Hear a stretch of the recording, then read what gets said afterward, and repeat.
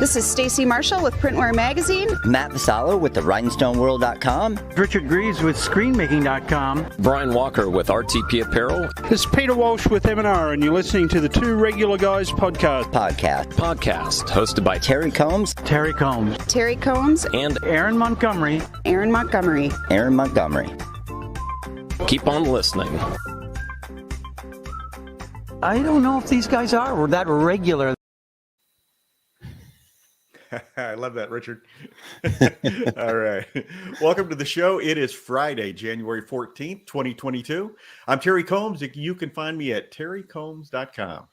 And I'm Aaron Montgomery, and you can find me over at oursuccessgroup.com. Terry, today our guest is Austin Caldwell, and he's going to help us explore the topic of mental health in the apparel industry and just talk apparel industry in general, and really excited to have this young man on. It's always great to get new, fresh faces. And speaking of that, we appreciate our good friend Nate Leber, who sent Austin our way to tell the story of his garment decorating journey. So we appreciate that. If anybody else has suggestions, we're always wide open, and we're really excited about having Austin on today. So and we, Aaron, we're always asking, hey, if you don't want to be on the show, if you know someone, and Nate took us up on it, so we certainly appreciate that. Yep. And Nate's going to be on the show again too, Sue. Of course, been on twice already, but yeah. No, I love that, Terry. Yeah. So yes, please let us know if you've got anybody you think would be a great guest for the Two Regular Guys. We've got stuff coming up here soon that we're excited about, and so Terry, before we get Austin on here, though, let's talk a little bit of news. There's been some things happening, and some awards that have been presented. So you want to share with us, please? I gave this one to myself, Aaron, because I didn't feel right giving it to you, because there are a list of names. Yes, thank you. I really appreciate that. I saw you put your name by it. I'm like, yes, I thank you. I almost changed it this morning. I thought, no, that's bad. That's wrong. All right, there are 6 winners of the 4th annual Screen Printing Rising Stars Awards. The award is meant to shine a light on emerging talent in the specialty graphics industry, and the honorees, all of whom are aged 35 or younger, were chosen based on their professional accomplishments, fresh thinking, contributions toward industry advancement, commitment to excellence, and impact upon their organizations. They are proven leaders, share an enthusiasm for print, and possess an eagerness to push the boundaries beyond the status quo. And the winners are Tim Cantu, who's the production manager at Night Owls in Houston; Danielle Dyer-Bakerly, she's the owner of King Productions in Boston; Leo Stewart is the owner of Rogue Lab in Winnipeg, Manitoba, Canada; Brendan Roberts is the general manager at Arton Products in Lively, Virginia; Justin Vu is the owner of The Shirtsmith in Huntington Beach, California. If I need to take a trip out and interview Justin, there you go, during van surfing, I'm willing to do that. Huntington Beach, that's Surf City, man. Yeah, exactly. And then last but not least, Josh Whitlow is Print Maestro. I want to be one of those. Print Maestro at Moonlight Sticker and Branham Sign Company back in Columbus, Ohio. Nice. And the bios for all these guys, I'm sure that Eric's putting it up on the screen, but you can go to our website and you'll see in the show notes if you want to go, or just go to screenprintingmagazine.com and find bios on each and every one of these folks. Yeah, there you go. And Eric's got it right there. Screenprintmag.com is where to check that out. So yeah, that's awesome. Congratulations to all of them. I don't know all of them. I do know a couple of them, but great people, and 35 and under, Terry. I think as we get older, we kind of push our up and comers, so maybe next year it'll be like 45 and younger for us. But no, that's awesome. So we appreciate these young people and what they're doing for our industry, and congratulations to all of them. So absolutely. Terry, the news item that I wanted to share with folks is Custom Ink makes its 2nd acquisition in the last 3 months. They're moving into the corporate gifting space. So Custom Ink, which is out of Fairfax, Virginia, is an online provider of custom apparel and accessories. They've acquired a company called Printfection out of Denver, Colorado, and they are a swag management platform that allows clients to create and distribute branded items. The financial terms of the deal were not disclosed. This is actually Custom Ink's second acquisition in the last 3 months, as we mentioned. In November, they acquired swag.com out of New York, which is a management platform for custom swag and corporate gifts. So you can read more about that at screenprintingmag.com as well. And very interesting, Custom Ink making a big push into that corporate and swag side of the business. So and it just goes to show, Aaron, that that online sales of custom decorated apparel and products is hot and heavy right now. It's if not, Custom Ink wouldn't be making these purchases. So yeah. I mean, they're a $500 million a year company that has about 1,500 employees. So they've got lots of resources, and for them to be making this push into this market means that there's something there for sure. So go grab some of those crumbles off that pie. Exactly. Because those crumbles will feed you for plenty of time, right? Exactly, for all time. Yeah, nice. And then the other thing we wanted to bring up here, Terry, and I'm excited to hear a little bit about what you're looking forward to, because you get to make the journey, but confirmed that Long Beach is still a go for next Friday. Everything is still on track. That's obviously it's very fluid, and we know things are changing a little bit, but the show is still going on as planned. And in fact, Eric's going to be out there. Terry will be there, and you can check out more at impressionsexpo.com/Long Beach and get out there. But Terry, what are you most looking forward to? Well, it's for me, this will be the first trade show that I've worked. I've been to some other shows where I've spoke or just walked the show, but this will be the first show that I actually have a booth, the Equipment Zone booth, in a couple of years. So really excited to get back and see some customers face to face. For anybody who's wondering, we did have the folks from Impressions Expo on the show last week for a few minutes. You do need a Vax card. Does not have to have boosters on it, or they have you need to have a negative test, and they do have on-site testing there. I think what we were told is between $30 and $45 to do it there. I believe you can go online and reserve a space to be tested there, and there's a discount involved. So but looking forward to getting in there in the seminar. Well, I'm going to be in the Eric Campbell wing of the seminar area. I'm just doing my one seminar. Eric will be doing 17 seminars. I think it's Eric? up to 17 seminars now. Yes, 38 seminars. As the speakers drop out, Eric seems to pick them up. No, he's not even looking at us, Terry. I know he didn't get a thumbs up, thumbs down.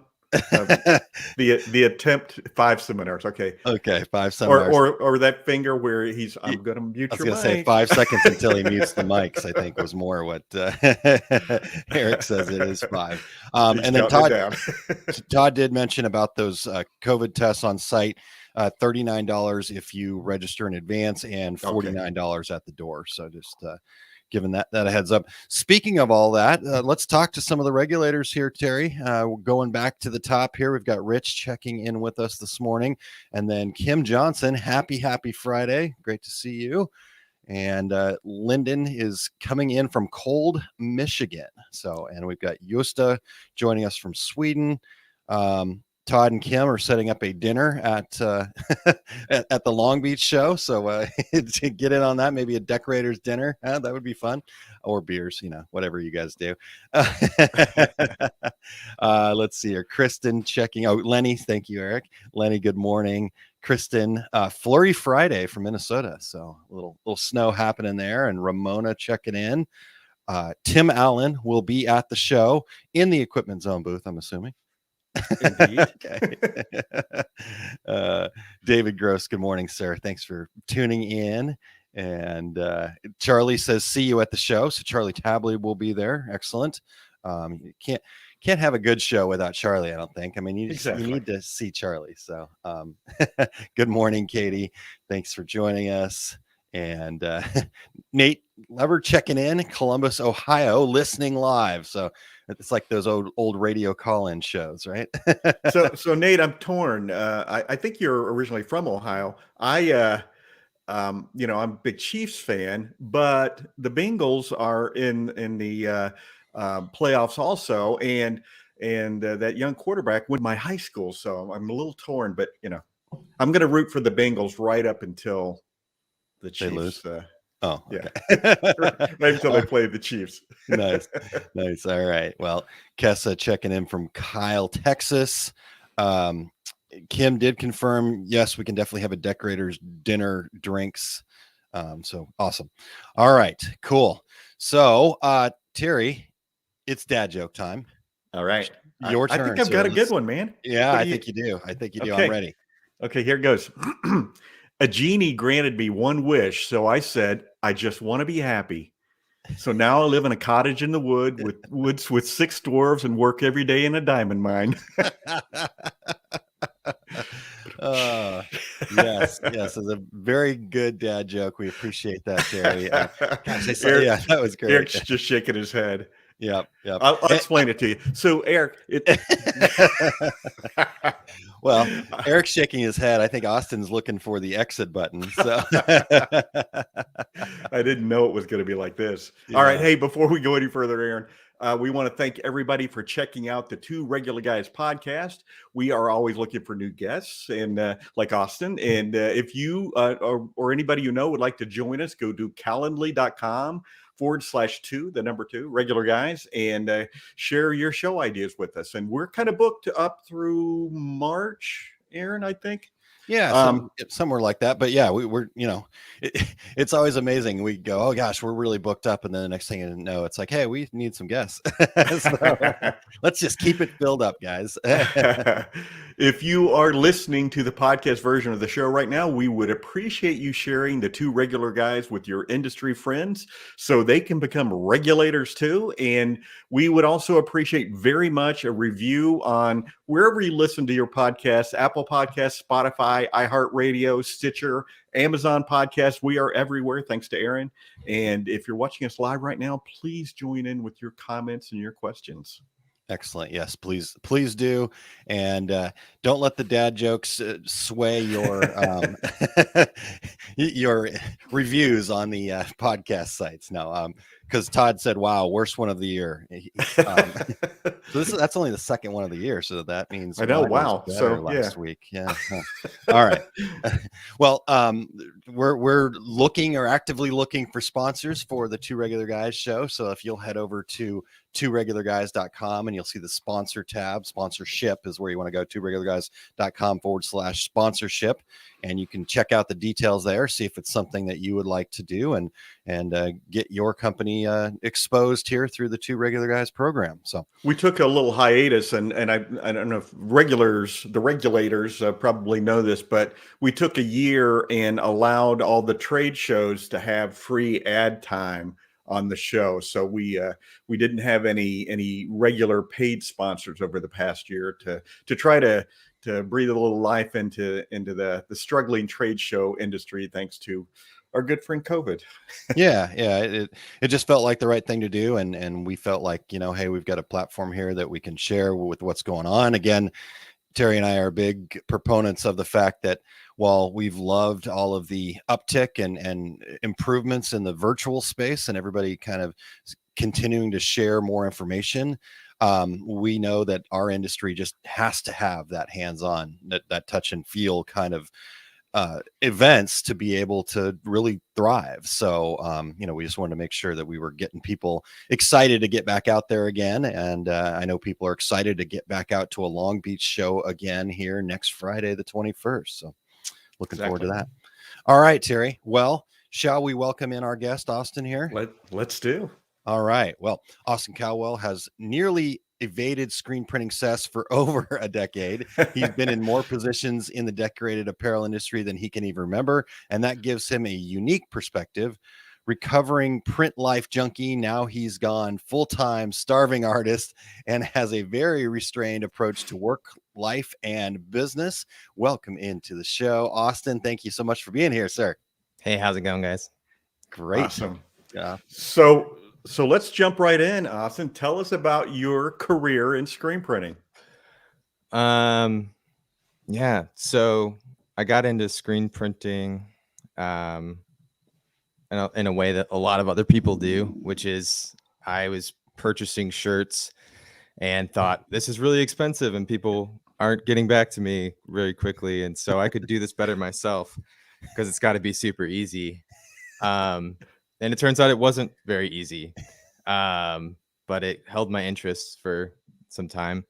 I was in bands when I was like 19. And we were there. It is. That's what I was waiting for. I got in like everybody else. I was in a band. Yeah. No, yeah. It was like that. I was in a band and we wanted, we were like, oh, we don't really want to order all these shirts to get like a decent price. So like maybe we could figure out how to do this ourselves. And so everyone else in the band kind of like abandoned me, and I kept with it.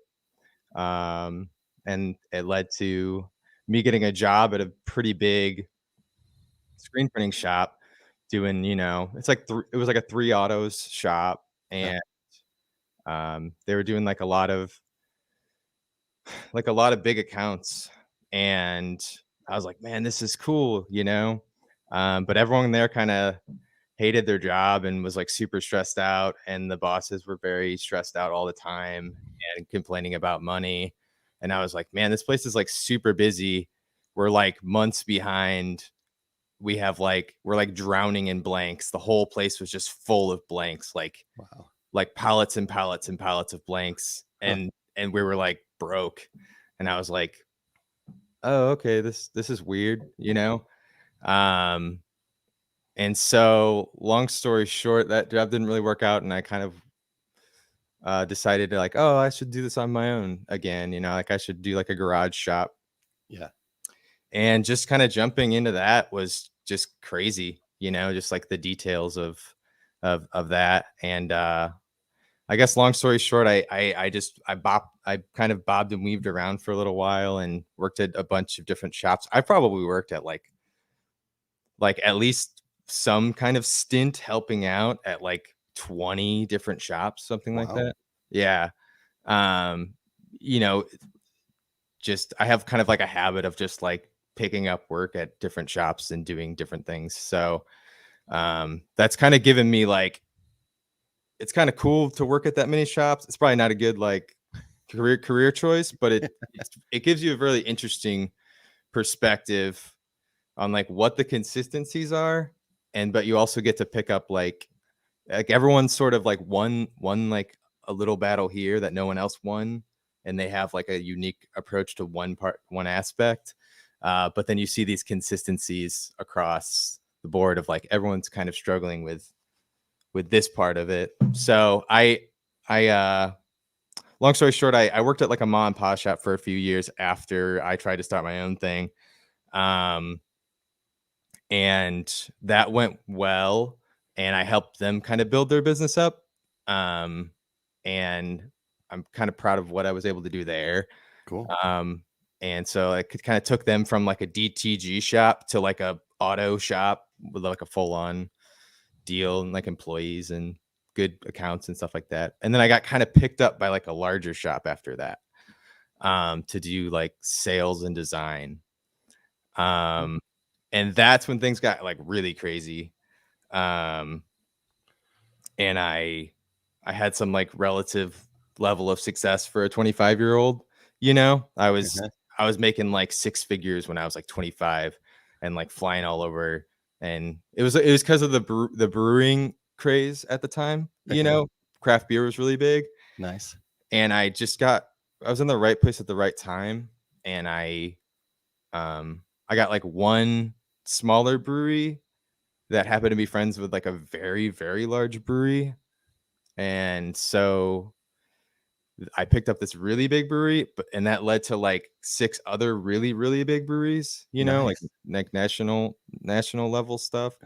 And I was insanely busy for a few years there with a lot of just like tons of merch. Go ahead. Sorry. Nice. No, I wanted to kind of go back a little bit here, then talk about that. You said you got hired to do sales and design. So how did that work? You were kind of like, saying, okay, I'm going to make this design and then go out and pitch it to these potential customers? n- Because that's no. not always a unique marriage there of two things in our Well, industry. I think some shops, when I say sales and design, I guess I more or less mean like at this particular shop, they wanted you to have like graphic skills Gotcha. to like be able to process your own mock-ups and like help with art, you know, Gotcha. in some capacity. There's, you know, it's a pretty like art intensive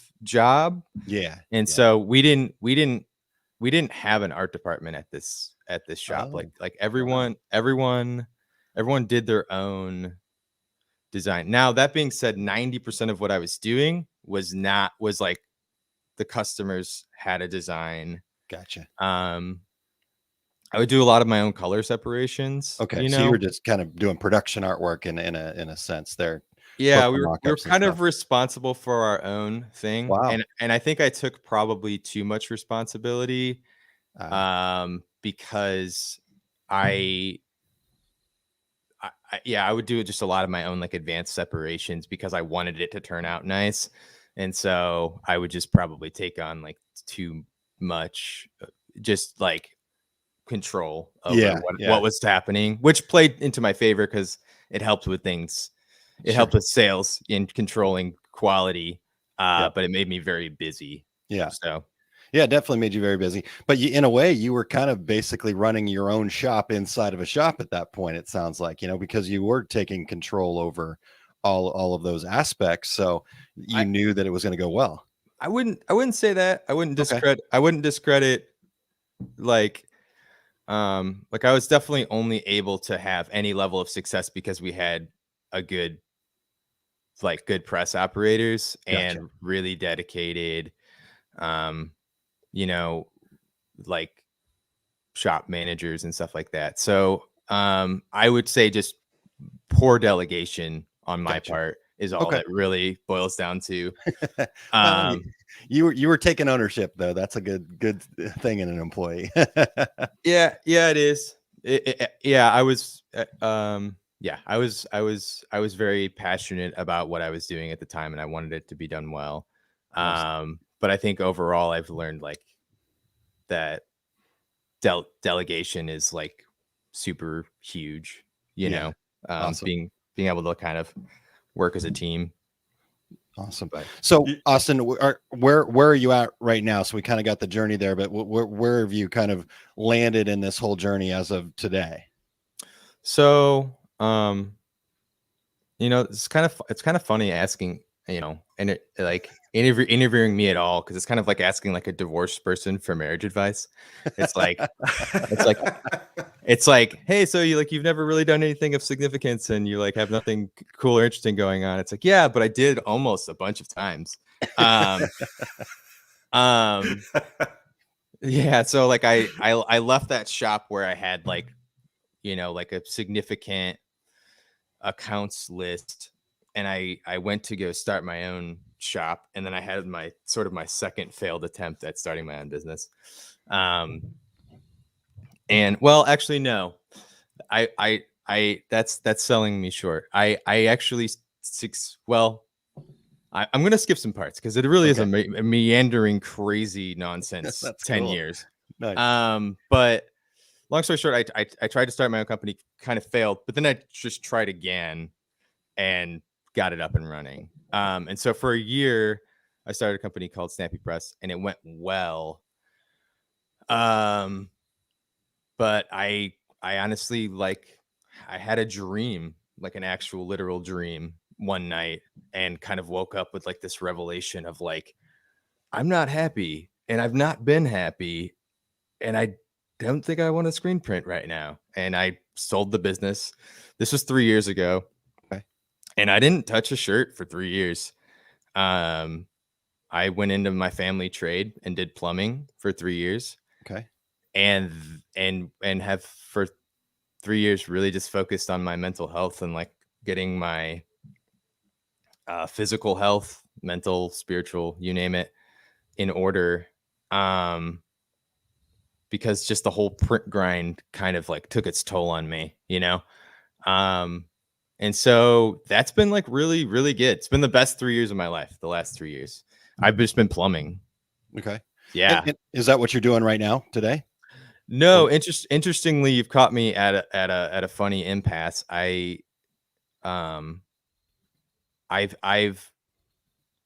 gotten back into the decorated apparel industry, but in my own weird way. I'm right now, what I do for work is like design, like graphic design from home, but I do like some like simple screen printing, actually quite a bit of like, I'd call it like punk rock screen printing out of my bedroom. And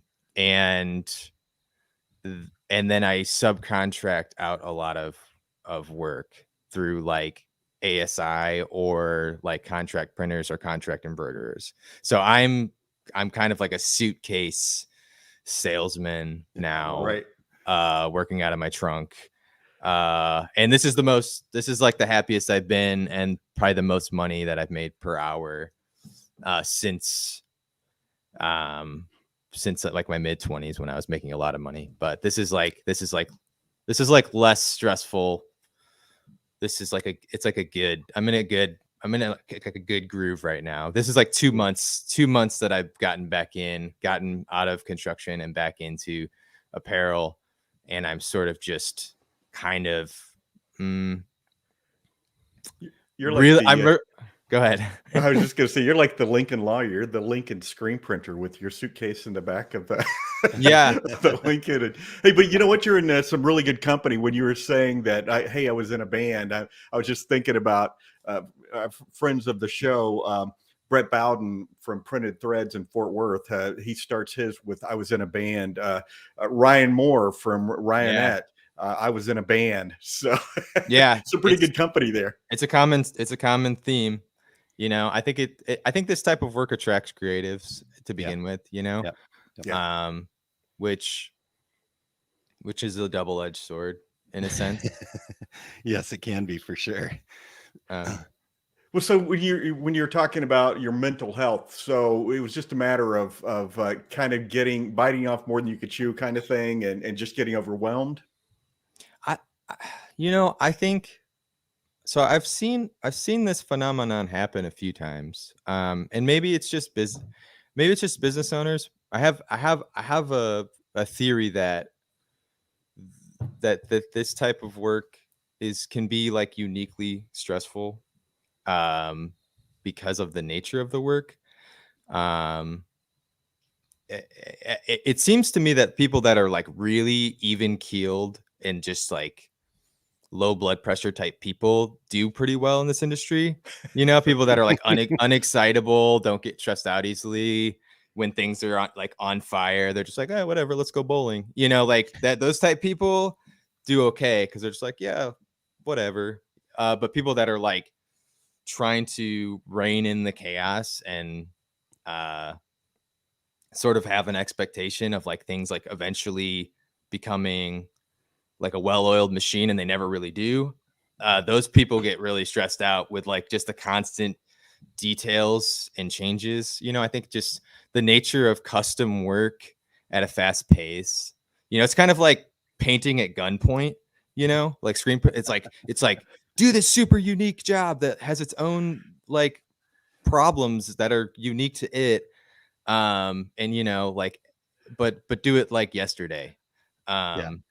And I think I've seen a lot of people whose relationships have suffered because they're a screen print shop owner, and they've, like a lot of friends of mine have ended up, divorced or, like kind of spinning out once they get to that point where they have employees and a lot of work. It just, it can take your toll. Now that can be said about any business for sure. Business ownership is stressful, but I do have a hypothesis that screen printing like amplifies those phenomenons a little bit. Like it's a particularly competitive and low margin industry with like a lot of details, and And if you don't have a good system and you're not like delegating and you've kind of taken on a lot of work, but the margins aren't great, you can kind of like be really, really busy and then kind of look and be like, oh, but I don't have any money. And that's just really stressful. Yeah. So, Well, and also I think a lot of folks, just like you said, a lot of creative people are attracted to this, and hey, that looks like fun. It's just printing T-shirts, but it's also constant deadline. Mhm. So, and you can find yourself working 60, 80 hours a week and not having a good balance in your life. And I think that's kind of where you're steering there. yeah. And that was like, in the, when I was in like my heyday, I was amongst other ambitious groups, Okay. like other creatives that were kind of my age and starting other businesses. And so it was pretty common for us to, sleep at work or, like work 60 hours or something like that. Like, but and I think in our culture, we kind of celebrate those things. Like, Yes. oh, like, look how much I work. Yes. Like I'm so busy, you couldn't imagine like what's on my plate. And I've come full circle where I'm just like, your inability to delegate isn't really that impressive. And like, also like sales in the t-shirt industry is not that impressive to me like anymore. I think it's like really easy to sell, really hard to produce, really hard to keep clients, really easy to get them back because other people are just going to like drop the ball later. So you could just go full circle. I don't see a lot of like really good delegators. There are a few and I'm trying to learn from them, but Nice. So Austin, I think I love what you were talking about too. You mentioned, the fact that creatives, but then you also mentioned processes and having that workflow in place too. And I think that can probably be one of these key elements to, kind of overcoming or not getting to that burnout phase, is because creativity is by its nature, it's messy, right? You're creating something new. It's messy. It doesn't have, deadlines. Like you said, you're trying to paint with a gun to the head. I thought that was an awesome analogy. yeah. And so talk to us a little bit about that. Like how do you marry those two, which almost seem like opposites, right? This need to create this workflow production process and this ability to be creative. And that's really why people are coming to you, right? So talk to us a little bit about that. Yeah, no, that's a great question. So screen printing is not an art. It's a science. And there's nothing creative about it. And it happens to be that you're reproducing a piece of art, and that's the science that you're doing. But mesh tension, mesh counts, ink viscosities, these things, having a creative approach to solving problems only really helps when you're the only one involved. The second you put a bunch of people in there, you can't expect them to know the 1,000 tricks that you learned. And so I think a process is like vitally important. And so, while you want to have like a creative veneer on your company, you certainly don't want to buy shirts from a company that has a bad logo, because that sort of says like, like how many like sign companies out there just have like Arial signs made here? It's like, I don't want to buy that from you. Like I want like to. So it's kind of weird because it's you have this creative front end and this super rigid back end that's like really unforgiving at a technical level. And so you kind of need like an engineer. You kind of need an engineer mind to handle like the process, but then you need like a creative marketing mind to like have that cool, hip, whatever. If you're selling in that way, if that's what if you're trying to have that kind of image of like, we're creatives, we can handle your art, we can handle your part of your marketing and advertising. And so it's actually two separate businesses, really. Okay. Like there's a reason that contract printing is so ingrained in this industry. It's really because it's two different crafts. Like there's the sale of screen printing, which is like guiding a customer through like picking out different garments and figuring out like what type of print will work on what garment, and mocking those things up and kind of like walking them through that process. But then there's this whole other thing that's like, hey, we just need PMS colors and a size, like image size and vector art, and we don't want to deal with customers because we're over here printing. And so like there's a reason that this phenomenon has emerged, you know, of like these massive contract shops. It's because it's really two decent sized tasks that need to be accomplished. That's right. One is producing a work order that is clear, and the other is taking that work order and matching it to a physical product. And when you're trying to do both of those things, you got problems. Yeah, because it's just a lot of disciplines there that you would need to master. Yeah, I think you're hitting it right ahead. In fact, we see this phenomenon not only in screen printing, but you see it in some other markets too. There's a reason why there's a huge rise in the print on demand space on sublimation and even contract embroidery and things like that, because you're exactly right.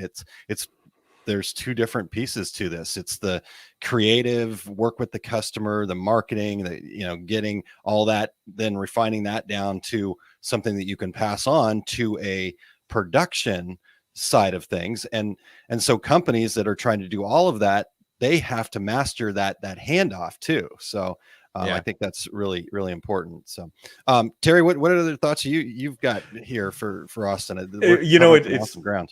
It's funny, Austin, when you talked about you don't want to buy from somebody with a bad logo. I remember at the Long Beach show one time going out to the parking lot, and there was a white van parked there. And on the door, about 8 by 10, was someone's name and custom car wraps on the door. And I thought, really? Is that how you're marketing your company? Yeah. Lettering on the door only.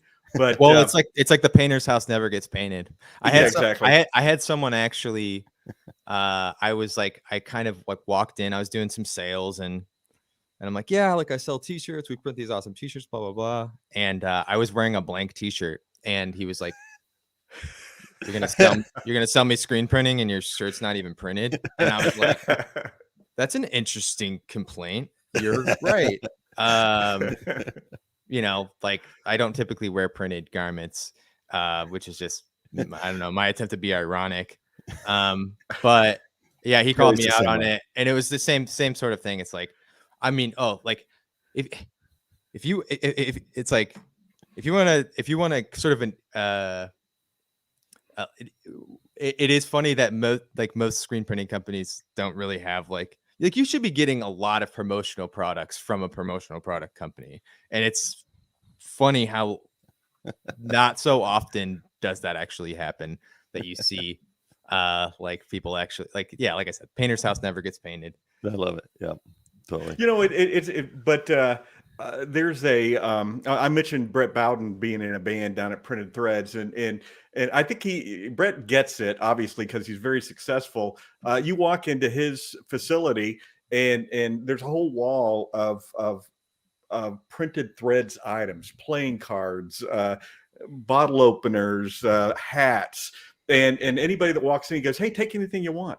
And so he's on the flip side of that. He is a creative guy, but he also gets the marketing end of it. Yeah. I mean, you definitely would want your clients to, if we say that promotional products work, you would probably want like every potential client that you have to have like a lot of your stuff, Exactly. You want them to be wearing your hats and shirts and stuff like that. But yeah, for sure. So Austin, I'd like to back up with you a little bit and go back to that point where, you decided, okay, I need to, go back to the family trade. It just mentally you weren't in the place that you wanted to be. The fact that you're now here where you're much happier. So were there some like signs? Was there some writing on the wall? What were the factors? What should people be looking for? And kind of how do you think that, like, obviously you kind of just said, okay, enough, I'm going to try something else here. But are there some tips that you might have for people that might be experiencing some of this overwhelm and anxiety as well? Yeah. I don't want to just like poke hole. Like, I love screen printing. I don't want to just be like, this is a terrible way to make money. Get out, run. I will say that if you're in this to make money, go figure out Bitcoin and do that instead.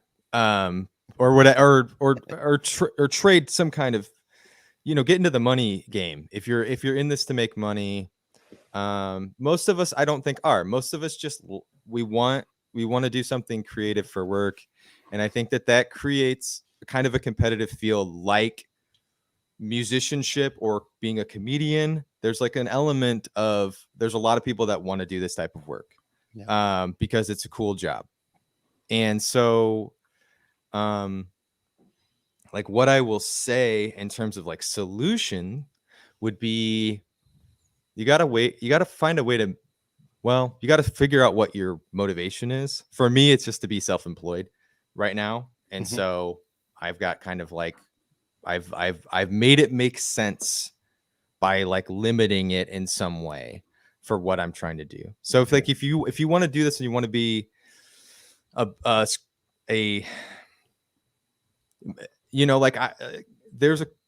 have like a couple different like examples of approach. You mentioned custom ink earlier, right? Sure. Yeah. And it's like, all right, we've got a $500 million company. Yep. It's like, well, how did they do that? Well, they did it by not touching a single shirt for years. Exactly. And it's because they separated sales and marketing. They went out and they spend about 10% of everything that they bring in, they spend on marketing. Yep. And they got really good at selling this product, and they basically they chose their limitations. Yep. And they're like, we can't do production and be the best at online sales. So they played this industry like a fiddle. They pulled a complete John Mayer, and like, I make that reference because he wrote a bunch of pop tunes, and then now he's playing with like Eric Clapton and doing whatever he wants. It's like similar phenomenon. Yeah. They're like, oh, there's all these contract shops out there that'll print shirts for like 50 cents each. Well, let's just use them all. And we'll make like crazy good margins on what we're doing, because we'll just sell to people that click Google ads, when AdWords was like the thing. Yeah. It's brilliant. It's brilliant because they didn't do production. Yeah. And it's like, well, screw them, blah, blah, blah. And it's like, no, they won. Yeah. Like give praise, give the devil their due. So it's like, okay, I want to do production. I'm really into screen printing. Well, what do I do? It's like, get really good at production then. Yes. Like contract printing is not a bad business model. Yep. It's just most people that do it poorly. Correct. And so it's like, go out, if you want to do simulated process stuff, only do that. And in which case then do retail and contract. But if you're doing spot color stuff, don't ever mix contract and retail. Like you have to carve off some 80% of what's potentially out there for you to do so that you can actually be efficient at something. Yeah. And so you just have to bring definition into your business. You have to decide what you sell and who you sell it to. Yeah. And I would say most people have not done that, because because you could just buy some other machine. Oh man, I want this DTG machine over here, or this embroidery machine over here, or this flatbed UV. I want to print yard signs, like whatever. Like it seems that like once you get really busy and overwhelmed, you start to make poor decisions, and you start to actually take on more, and you start to like branch out into other fields, when really what you need to do is rein it in and decide what it is that you sell, who you sell it to, and really focus on that. And so like you have to give definition to your business, because if you don't, you can't ever make a process. Correct. You know, Austin, it's as if you've been listening to our show for the last 9 years, because Aaron and I preach this all the time. Find your niche, be good at what you do, focus on what you do. And another thing that you said that I found interesting was, I always tell people in my screen printing classes, listen, here's your last chance. Either leave now or always be in screen printing, because it's one of those businesses where you just keep finding yourself coming back, because it's like any other type of business. You have all the, you deal with employees, you deal with this and deal with that. But in the end, it's still a fun business. Screen printing is still, something that gives you the opportunity, even if you're a contract printer, to have some creativity every day. So, and here you are, you took your mental health hiatus in plumbing for 3 years. And here you're back again. I can't quit you. Yeah. It's like strangely addicting. It's really all I know, I'm 32 and I'm like, wait, can I get good at something in aerospace? It's like, maybe I could like really hustle, but really it's like, this is what I know. And, I've learned a craft here, and it's like I can figure out a way to help somebody, and really helps somebody. Yeah. I don't know how to explain it. It's like, well, I can figure, like, somebody out there needs something I can do, and so it's like coming back full circle. It's like, I feel really good about what I'm doing right now. It's like I print like one color. I with no money basically print. Like I started, like I've got a decent sized little operation I threw together here, but it's like, because I only print one. Because here's a good example. Because I only have a one color clamshell press, I can't print 25 5-color shirts. And so when somebody comes to me and they say, hey, I've got this 5-color design and I want 25 of them, I get to say, oh, I don't have that capability. And that's the magic thing. That's where money comes from, is the 2-letter word, no. That's where you make money. Seriously. It's totally. Until you learn this word, you will never make a dime in this industry, because you will always be just running around chasing something that you have to figure out how to do. But so because I don't have a 6-color press, I go, oh no, I can only really do like 1-color stuff. And people are like, oh, okay. Well, I'm like, well, would you want to see what it looks like in 1 color? And when I say 1 color, I mean like dark ink on a light garment, like black ink or like faded white or whatever. And guess what? That limitation makes for like everything I do turns out really nice, and people like love it.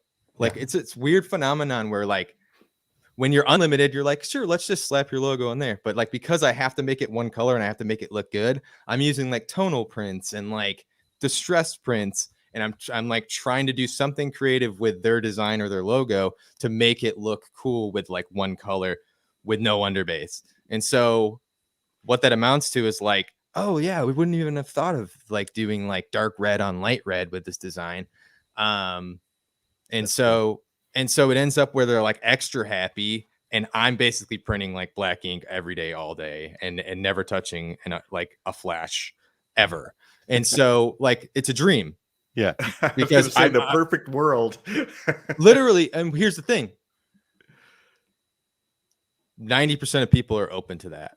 Yeah. And can end with not only happy with their product, but very happy with their product. You're not guiding. You got to guide the customer into something that actually makes sense. Sure. Like margin wise. Yeah. But you're taking that and you're figuring out how to be the very best in that space by being creative, by, using those talents that you have from your creative side to make that work, to then fit into the process that you have. yours happens to come from your limitations, but again, you're not saying, oh yeah, gosh, I need to go out and buy a 6-color press. I need to, go buy this DTG printer or something like that. Yeah. And you're finding a way to guide your customers, the customers that are right for you, into your space. And that's a huge message that I hope all the regulators are taking in right now, I agree with you. Everybody goes the other way. They get overwhelmed. They get busy. How do I, make more so I make more money faster? And you're actually going to make more money faster going the other way. So I love that you're sharing that with folks. Less work, more money. Yeah. Let me give you some crazy math. So your cost in business, it's hard to change your cost. Yeah. It's a click of a button to change your price. And so let's say at the end of the year, your P&L really sucks, right? Like, let's say it's like 10%. And so like what you would need to do to like double your profit as a company would be to add 5% to your price. It's like, I don't think people understand like what a little bit more money on the price actually does. Because like, if you're making, let me give you an extreme example. If at the end of the year, you don't make anything, then any adjustment to your price would be profit. Like it's like every extra dollar that you leave on the table, that's your dollar. That was your like $1. You know what I mean? Like that was the money that you stood to make. Your cost is always going to be fixed in some sense, like your intangible costs and your direct cost, they're always going to be relatively fixed, but like, to like drastically improve your margin, you just have to charge a little bit more and across the board. And at the end of the year, it's like, that's your Hawaii money. That's your actually taking home a paycheck money is like that, like 10% that you're leaving on the table. That's totally true. Yeah. I had a conversation once with a decorator that I knew was way undercharging for what they were doing, especially based on the time that they were taking, all this other stuff. And I just flippantly kind of said, well, what would happen if you doubled your price? And they were like flabbergasted, like I was telling them to go kill their firstborn child or something. Mm-hmm. And they're like, I'd lose half my customers. I said, exactly. You're making the same money doing half the work. That's exactly right. And what you find is like a 10% increase if you're low, which most people are. Yeah. Because this is a cool trade. It's been a perpetual pricing crisis since I've been in it, which is about 10, 12 years. So like, remember when I said I was like, we were buried in blanks, but we didn't have any money. Yep. It's because we weren't a profitable business. We were operating around zero. And that company that was like 30 employees, 2 shifts has gone down to like 5 employees since then. And so the point is when you increase your price, nothing happens except that you make money. You don't really start to lose clients. Basically, if you're cheap, you'll get all the work until you start pissing people off because you're inefficient and you're dropping balls and not answering emails. But you won't lose anybody because of price. But what happens is like a 10-15% increase, you don't really lose anybody. You're like, oh, nothing happened. They're not like that on the pulse of it. But what you really should be doing is losing about 15 to 25% of everything that comes in your door because of price. Then you're right about where you need to be margin wise. If you're getting like, if everyone's happy, you're doing something wrong because the customer is not your friend. Yeah. They're trying to kill you. I love it. Yeah. Austin, this has been fantastic. I really enjoyed talking to you. How can our listeners find you? Yeah. Or do you want them to find you? Well, sure. Yeah. I'm happy to talk. I do a little bit of like freelance SEP work for a couple people. I'm not like open for business, but if people want to have some kind of relationship or talk about screen printing, I'm always happy to do that. I have more time than I have had historically. Yeah. So if you want to find me, probably on Instagram, my company name is now actually Strangely Dim. So our Instagram handle is Strangely Dim Co. So if you just look up Strangely Dim Co. on Instagram, it'll pop right up. Cool. Strangely Dim Co. on Instagram. Excellent. Awesome. Yeah, like Terry said, this has been such a amazing conversation, great information, plus a lot of fun. Love hearing about your journey. Looking forward to hearing more from you in the future here, sir. So maybe we can check back in with you at some point. I'd love that. Yeah, and I appreciate you guys having me on. Yeah, it's been fun to talk and to get to know you guys a little bit. Awesome. Fantastic. Austin, All thank right. you so much, sir. We'll talk to you very soon. Yeah, take care. That was great, a lot of fun. Yeah, it was a lot of fun, and just such a great story and such a great way of, I mean, like you said, Terry, these are things that we talk about a ton here on Two Regular Guys, kind of focusing and saying no and raising your prices and all of this stuff. So to get that new perspective from somebody that's been on that journey that he's been on, he's had so many learning opportunities. That's so cool, and we really appreciate his time here today, Terry. Absolutely. So, we didn't get a chance to check in with a lot of regulars during that because we were just having such a great conversation with Austin there. So let's just make sure we didn't miss anything here. Jerry did mention that he can relate to doing the day job and business on the side. Ramona mentioned when the work becomes more job than passion, things can start to slip out of control, self-control. And Jaship said marketing is key for any business. And then agreeing with something that Austin was saying at that point. Ramona shared, be a customer educator, show them, teach them what options are out there for what they want. Yeah, that's great. And then Eric chimed in with, it seems like comparison can be the poison, comparing your abilities, equipment, your hustle to your perceptions of what another decorator seems to be doing causes you to make poor decisions about expansion or effort. So love that. Thank you, Eric. All right, Terry. Well, we've come nearly here to the end, so let's share a couple things here. If you don't mind, I'll jump in first, if that's okay. Sure, go ahead. Okay. So coming up here in just over a half hour, about 32 minutes, it looks like right now, Eric and I will be doing the half at 11:30 Central Time, and Eric Campbell and myself do a 30-minute wide open Q&A, no outline, no script, no, just answering listeners' questions, interacting. Sometimes we talk about food. Sometimes we talk, whatever comes up, right? And so I think last week we had a pretty good chili conversation, but that's to be expected when you're doing a show with somebody from Albuquerque. And, so we'll talk about anything, and it's a great time, but it is the one time in Eric and I's life that 30 minutes is only 30 minutes. Unless I forget to hit the button, and we were 2 minutes late last week. But wow, so 28 minutes today, huh? 28 minutes today. No, I think we must have cut one short at somewhere along the way. So, anyways, you can check that out at liveosg.com or at facebook.com/Our Success Group Pro. When you go to Live OSG, it takes you to YouTube side. Once there, you can also search for Eric ERICH Campbell.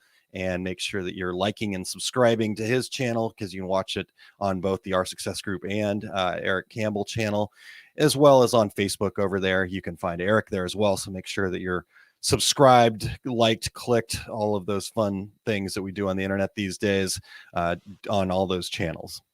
And then as far as getting out into the world, I'm excited to get back out there myself. I know you guys are going to get out there in Long Beach, but I'm still here in my studio, basement, dungeon, whatever you want to call it. But I will be back out February 25th and 26th for the DAX Kansas City show. And then you also see me at the DAX Chicagoland show, April 22nd and 23rd. I actually have 2 seminars at both shows. So on the Friday of both shows, you'll catch me doing a show about content creation. We're going to talk about basically the fact that content creation and what you put out there on the internet and whatnot is your front door these days. It's the front door. So it's your online presence, and it's actually a half-day workshop. And we're going to be just going through all sorts of different content tips, the process of how to create stories and things like that. And you're even going to be leaving with your very own recording of a version of a elevator pitch, a one-liner, whatever you want to call it. So the introduction to your business that you can post right on your website. And so if you want to upgrade your digital front door to an open concourse amphitheater, that is the workshop for you. And then on Saturday at both shows, I will be presenting 3 pricing strategies to avoid and what to do instead. And we'll get all into the mindset that you need to price products correctly. Like Austin shared there, we're going to talk about pricing products at the value you need to get them at to be successful. So looking forward to sharing those 2 seminars. I mentioned last week that I'll be out at Everything Embroidery Market. And so I've got those seminars here now for everybody here. Between myself and my wife, we're actually going to be teaching 5 seminars out there in Chattanooga, Tennessee on April 29th and 30th. So it's the everythingembroiderymarket.com. And that pricing strategies seminar that I mentioned at DAX will also be presenting that at the Everything Embroidery Market. And so that's on Friday. And then right after that on Friday, I'm actually getting an opportunity to present a seminar with my wife. We've done a couple of virtual things, but this will be the first time we get to do one together live.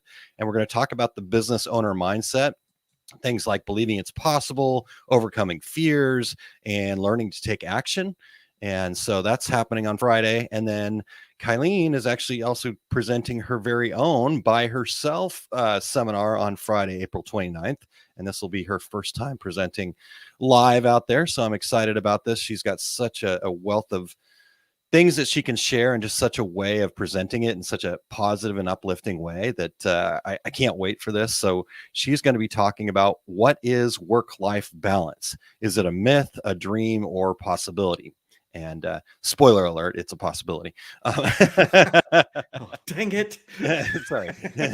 But there'll be plenty more to learn. And then on Saturday, I'll be talking about being customer-centric is the only way to real profits. And lastly, to wrap up our time there for seminars, lots of other great seminars there too, by the way.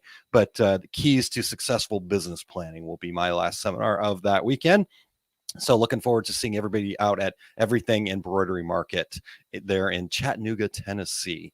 So, Terry, what about you? All right. Well, on January 22nd, next week, I'll be at the Impressions Expo in Long Beach, California, along with Eric. And my presentation there is everything you hear about DTG printing on the internet is wrong. So I'm looking forward to doing that. My next complete screen printing business course at Workhorse Products here in Phoenix is February 19th and 20th. If you are planning to come to Phoenix, get signed up. That class is filling up. February 25th, I'll be at the DAX show in Kansas City. My 2 presentations are specialty inks and how to use them properly, and why is getting started in DTG printing so confusing? And I'll be doing those same presentations at the DAX show in Chicagoland as well. Awesome. And my next class at Atlas Screen Supply is in Chicago, will be March 5th through 6th. And all my upcoming 2022 screen printing classes are up on my website. So there are 8 total classes you can choose from. And everything is, all my upcoming events are at terrycombs.com. Awesome. Hey, Terry, I was actually on Facebook yesterday and saw saw that Atlas had posted about your class. And there was a comment on there too from one of your past students, just talking about how much they love the class and how amazing it was for them. And the fact that they would be very interested in a advanced class. So hopefully you've got that one in the works, maybe? Just throwing it out there. It's been an on and off thing, Aaron. And you know what's interesting is a lot of people who say they want to come to an advanced class, but when you schedule it, everybody's too busy to take the time to come. So, well, you've got at least one attendee, it sounds like. So. All right, I have to push you guys. I just have to throw that stuff out there, you know. Right. I haven't made any commitments for Eric yet today, but there's still time. So speaking of Eric, he's got his finger over the button right now to mute me, but he's got his show coming up at 2:30 Mountain Time. It's called The Take Up, and today is episode number 98. Wow, Eric, good job. 2 away from the big 100, but today's Q&A number 7. Blowing Up Designs, Digitizing Prep, and Cap Conundrums. Man, you guys are so good at these titles. I need to just reach out to you guys. Help me with the title. Anyways, today it's going to be all about sharpening core skills and how to create your own directed practice and sampling routines. If you'll head over to ericcampbell.com and click on the Take Up tab at the top, that will give you the full playlist there, and you can join him live on Facebook, YouTube, Twitch, LinkedIn, probably, if you showed up at his house, whatever. His address is. Don't show up at his house. I'm kidding. All right. So bring your tools if you show up at Eric's house. That's right. That's right. You'll be put to work. All right. So Eric does also have multiple sessions coming at Impressions Expo Long Beach, as Terry talked about earlier, 38, 17, something like that. I think 5 is the actual number. But if you'll head over to impressionsexpo.com, you can get registered for classes. He's got everything from small run patch workshop on Thursday to font creation, embroidery editing, and a Q&A panel with Jeff Fuller on Friday and Saturday. They've got that stuff going on. So if you, again, check that out at Impressions Expo Long Beach, starting next Friday. So get signed up. Make sure that you're showing up to the Eric Campbell wing of the. It sounds like it's just going to be you, Eric, and maybe Charlie Tablieb there. So you guys can just hang out. So. No, so looking forward to hearing about that next week from you guys. And in fact, we'll have to figure out how to if you guys are going live from there, how we'll make that work, but we'll figure that all out. Eric also has 2 classes at DAX, one for advanced editing and a longer half-day workshop for beginner digitizers to get up to speed with their first design. So check those 2 seminars out if you'll head over again to daxshow.com. So Terry, have we done it? Have we come to the close of another show? I think we have. And look, we're only 8 minutes over. That's good. That's really good. We're getting better at that over 8 years, 9 years. Maybe in year 10, we'll get there. That's coming up February. And February will be start of year 10. Crazy sounding sentence that just came out of my mouth there. But we want to thank Austin Caldwell very much for sharing his screen printing journey and all those helpful tips and just a really cool, unique perspective. Thanks also to Nate for suggesting Austin. And we're looking forward to, like I said, I plan on checking back in with Austin, and maybe we can have him on maybe later in the year, maybe next year sometime, just kind of see where he's at after that hiatus. That's pretty fun. So thanks very much, Austin, for your time, and check him out again. You can find him on Instagram over there. So we'll get the link in the show notes there for everybody.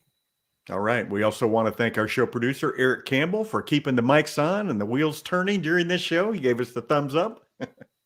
Yes. Thank you very much, Eric. Terry, next week, exciting show. It's our first of 2022, the quarterly Women in Garment Decorating Show. And we're going to have Tanya Deuscher, Allie Banholzer, and Christine Shreve, who's the originator of the Women in Garment Decorating Show and also the founder of the Women in Garment Decorating Facebook group and does the Women and Business podcast. And then the person who named our followers the Regulators. The Regulators. That's true. I forgot all about that. Thank you, Terry. So joining Christine again, Allie and Tanya, just amazing people. And we're going to be talking about the wearing many hats. When you're running your business, obviously we talked about with Austin today, but you wear a lot of hats, and these 3 young ladies, they wear a lot of hats outside of their businesses too. So I just want to kind of get their tips and advice and how they manage all that. And so can't wait to have that conversation with them next week, Terry. Eric wears lots of hats, but he really just physically wears that one hat just for anybody who knows him. Rumor has it that those are becoming hard to come by. So there could be a new hat, and I hear there could be sponsorship space available on that thing too. So awesome. All right. Until then, I'm Terry Combs. He's Aaron Montgomery. And we are the 2 regular guys. Here we go. We're out.